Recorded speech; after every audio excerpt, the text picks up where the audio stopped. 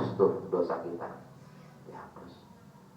Ya, mudah-mudahan kita amal solehnya makin bagus, ibadah kita makin bagus, ya, sehingga dosa-dosa kita diampuni oleh Allah Subhanahu wa Ta'ala. Wa khaliqin nasa bi khuluqin hasanin, dan bergaulah kepada manusia dengan akhlak yang mulia. Akhlak yang mulia itu banyak contohnya, ya, banyak contohnya. Walaupun kita nggak suka dengan perilaku orang tersebut, kita jangan menunjukkan perilaku itu. Bahkan Rasulullah SAW, ini contoh yang paling mulia dari Nabi, orang yang begitu menjahati beliau, bahkan ingin membunuh beliau, tapi pas orang tersebut sakit, orang tersebut kena masalah, Nabi yang paling pertama kali mendatanginya. Itu akhlak yang luar biasa. Wal afina 'anil nas, memaafkan kesalahan orang lain. Kalau kita mah kayak nggak bisa, ya.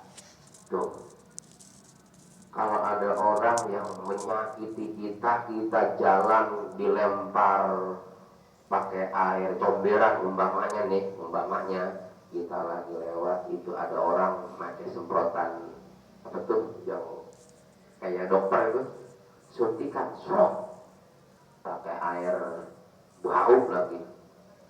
Udah gitu kita mau berangkat ke musola lagi, wah kita cium bau, udah ngamuk kita, ya.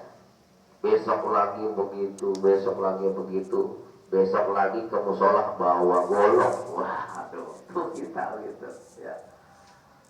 Tapi akhlak Nabi kita Muhammad SAW itu kan ceritanya ketika Nabi mau ke Ka'bah, ya, mau ke Masjidil Haram, itu yang diludahin oleh orang Quraisy tersebut, ya, diludahin, Pak.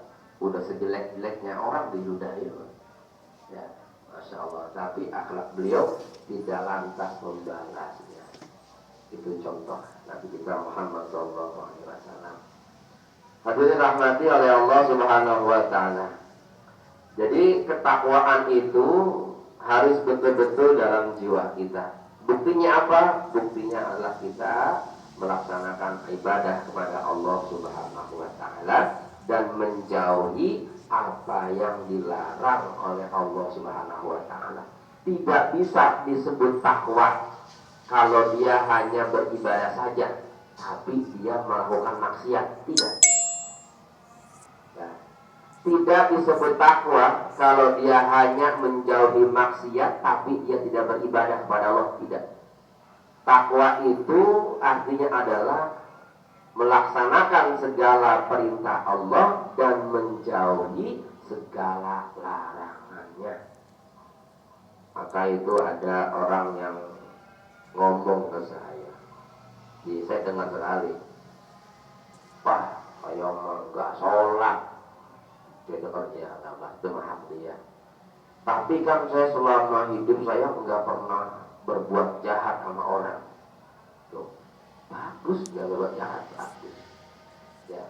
Dia hanya menjauhi larangan Allah, tapi tidak melaksanakan ibadah taat kepada Allah, itu yang kurang pas. Padahal kalau dia beribadah luar biasa, ya. Mulutnya dia jaga, tidak pernah menyakiti orang lain. Hadirin rahmati oleh Allah Subhanahu wa Ta'ala. Kemudian hadis yang ke-17, udah ada belum, Pak? Belum, ya? Ya, belum. Habis sisa ada acara tasyakuran di Yakin 3, jadi buru-buru ntar. Sudah? Ya kalau sudah kita tutup aja, ya. Saya nggak enak kalau ketinggalan. Ya. Hadirin rahmati oleh Allah Subhanahu wa Ta'ala, mudah-mudahan 3 hadis yang disampaikan ini berikan pelajaran buat kita menyayangi anak yatim, bersalawat kepada Nabi kita Muhammad SAW, dan kita terus menerus walaupun kita belum soleh, walaupun kita belum taat, tapi kita berusaha untuk semampu kita, usaha kita terus menerus beribadah kepada Allah Subhanahu wa taala. Hadirin rahmati Allah Subhanahu wa taala, demikian yang dapat saya sampaikan. Mohon maaf atas segala kekurangan. Saya akhiri, wallahul muwaffiq ila aqwamit thoriq. Wassalamualaikum warahmatullahi wabarakatuh.